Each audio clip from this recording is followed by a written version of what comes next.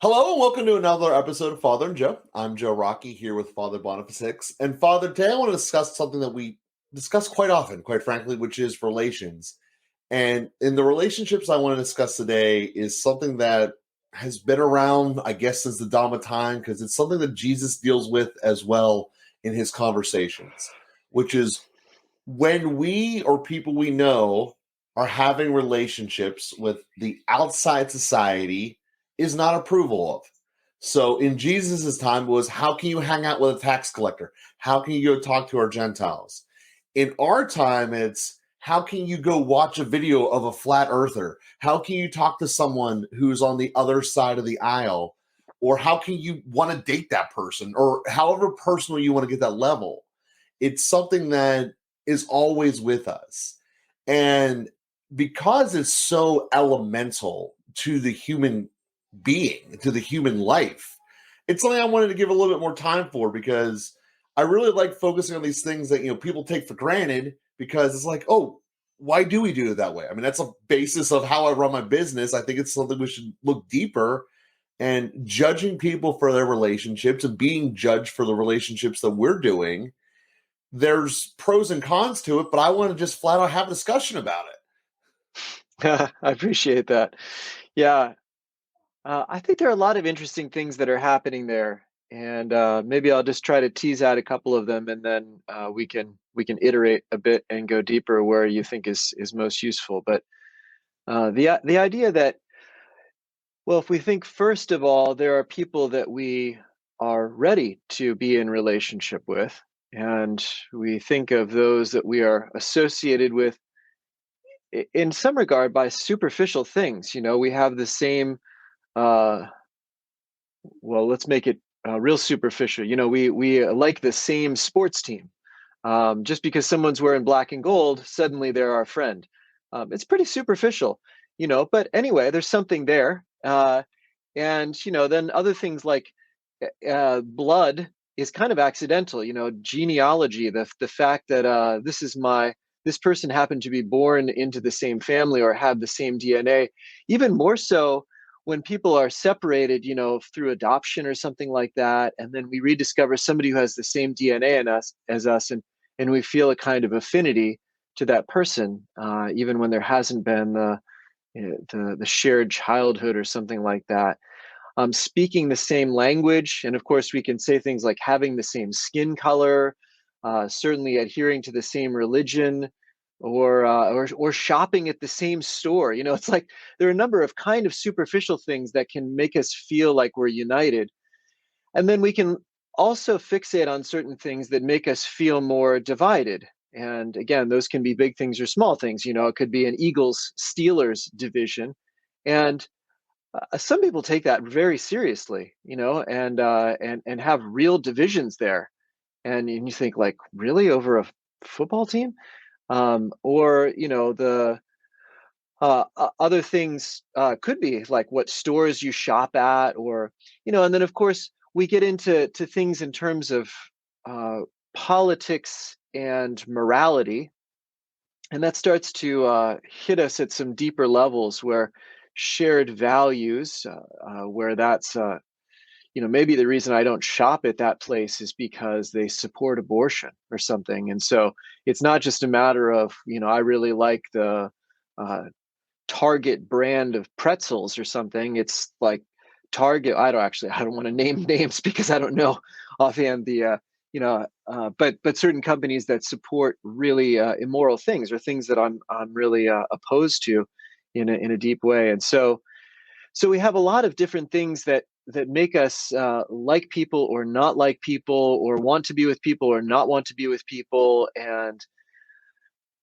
as I say, there, at some level, we have to do this. I always appreciate Jordan Peterson's insights about when they were trying to, or as they are trying to develop artificial intelligence around, creating robots or presence in the world. Things like self-driving cars, and the thought originally was, well, do you have enough sensory input? Because we take in a lot of sensory input. We see a lot of things, hear a lot of things, we're coordinating a lot of things between our senses. And so the first effort was, can you get all of the sensory input? And then it quickly became a matter of no, the problem is not enough sensory input. It's way too much sensory input. We have our, a self-driving car gets flooded with data, way too much data.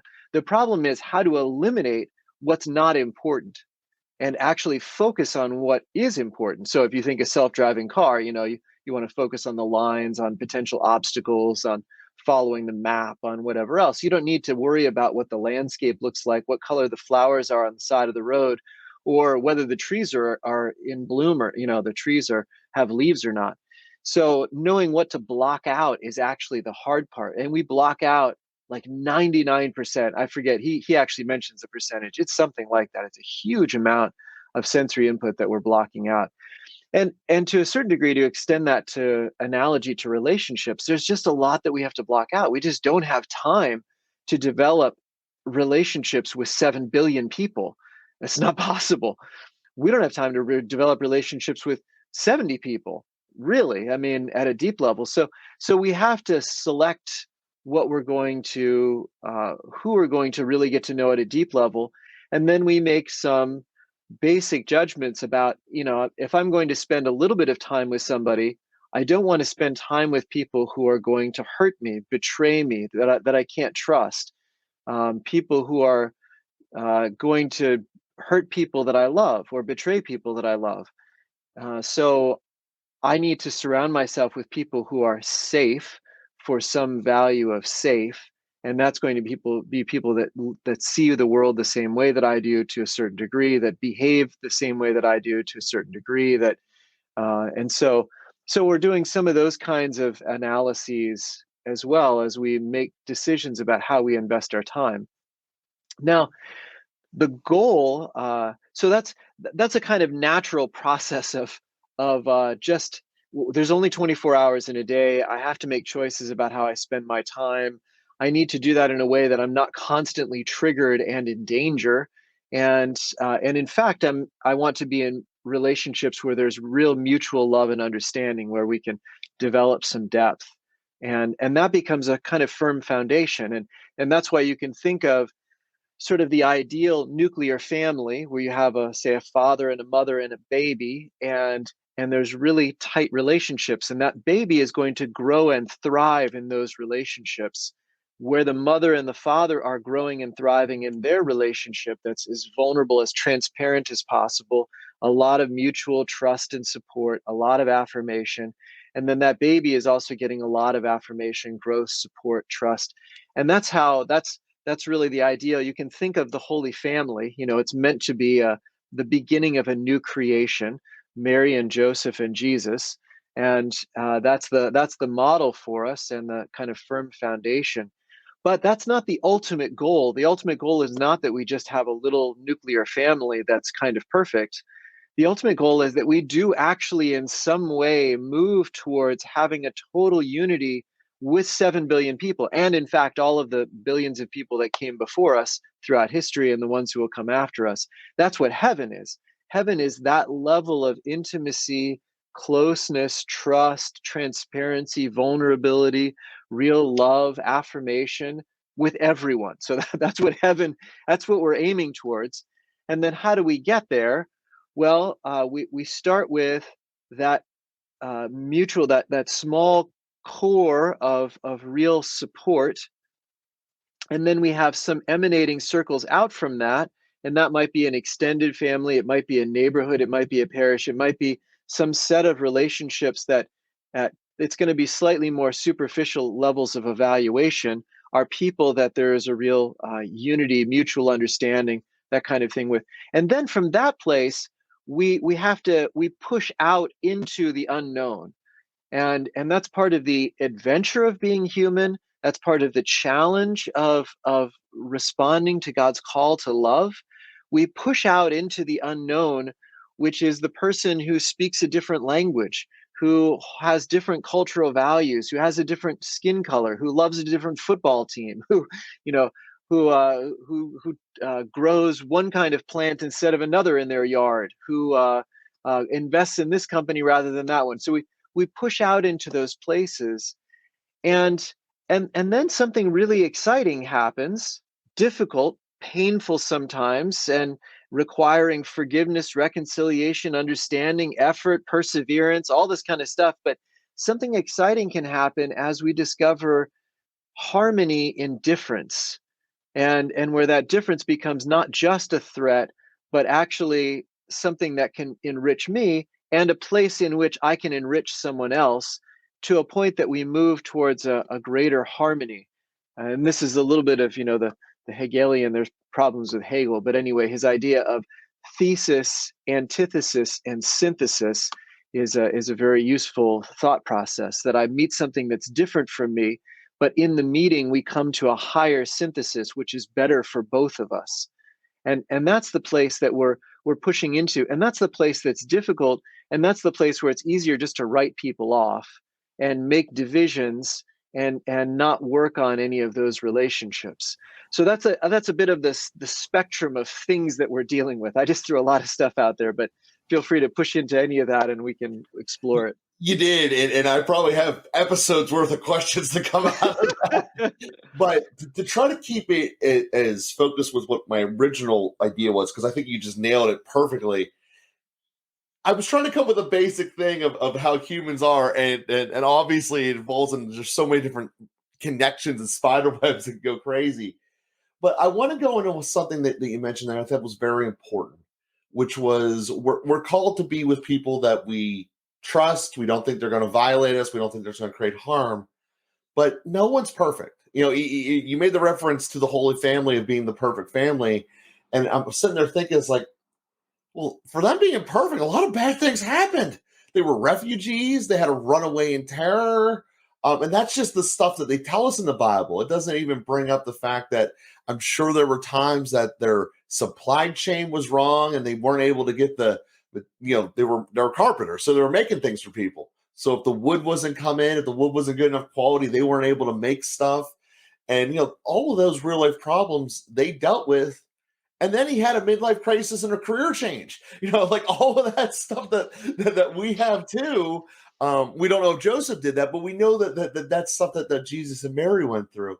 And so for being perfect, there's a lot of messiness. And I think that's important to point out, is that this world, Mm. our relationships are not meant to be static. And I bring that up to say that there's going to be times that we make mistakes, that our mechanism for whatever point we are in our life, because I would like to think that the mechanism I have for figuring out who I want to be with now as a mid-30s person is different than what I had when I was 16. I would like to think that's the case, that I've grown and refined some ideas. But the way that happens is you make some mistakes. Like, oh, I thought that this would have gone this way, but it didn't. And this is what I saw in retrospect, why that relationship was horrible.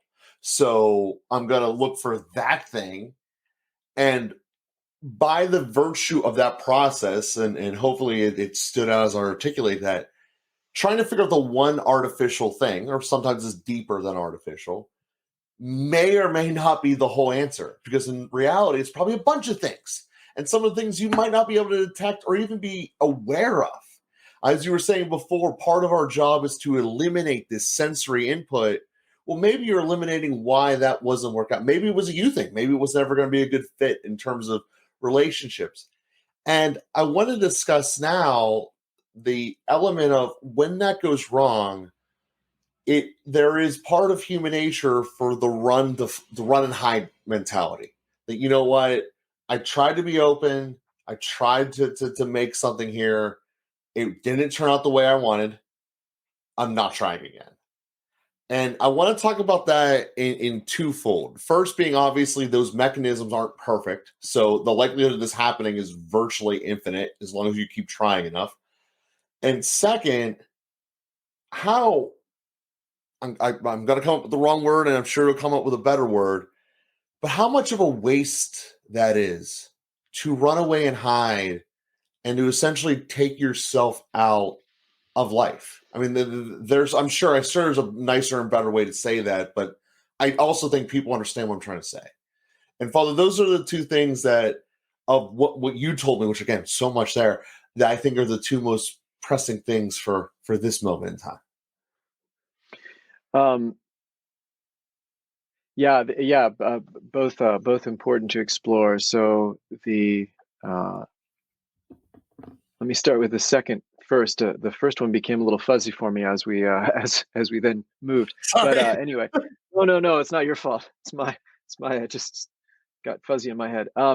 The the importance of the challenge of working on relationships, and and we have different kinds of relationships. So let me say, on the one hand, you know, let's say your, I don't know, brother-in-law, or so. I don't even know if you have a brother-in-law, so it's real Yeah. hypothetical. But like your brother-in-law, maybe you have some, maybe there are some differences there. He sees things differently than you do. Maybe it's a football difference, or maybe it's a moral difference, or maybe it's a business choice difference, or maybe there are some friends, maybe it's a political difference, right? So we can think of different kinds of possibilities there. And there can be a temptation to say, well, like, I'm just going to write him off, the cancel culture, right? We're just forget about it. I don't need to interact with him anymore. And and to a certain degree, you can do that because you don't necessarily live in daily contact with them. Harder to do that with your wife, right? So there are some, levels of commitment in relationships that make a difference. But your brother-in-law is even different than your business partner, or a business. You contract with people like a contractor that you use. There's a different level of commitment between those two. Your brother-in-law, in some sense, you're not going to get rid of. He's going to be around your whole life. You're going to have family things. You're not really going to be able to avoid that relationship. Now, the contractor, you may make a decision. Uh, this is time to part ways. We don't work well together. This isn't a good match. We might be able to work this out in some kind of broad sense, but it's going to be a lot of effort, and it's probably just not worth it. In we can coexist and go different ways. So just to recognize different levels of commitment matter in how we're working through relationships. With someone like your brother-in-law, as I said, um, so the thing that divides us can be significant. It's always useful to build on the thing that unites us, and ultimately even to go into a deeper understanding about the thing that divides us. It's something that I find quite a bit, um, because I'm a priest. People are always talking, and because I'm a convert, I mentioned that, and then every parent in the crowd who has a child that's alienated from the faith comes up to me as if I have the kind of magic answer about how to bring their children back to the church. Um, it's really kind of demeaning to say it that way, and I don't mean to be demeaning. I'm trying to be a little funny, but these are not actually funny things. People Yeah. really suffer over these things. But just to say, people understandably come up to me and ask me, like, my son is away, my daughter is away, my brother says he's an atheist, my whatever. How do I talk to him? And I usually will start by saying, well, do you know why they're away?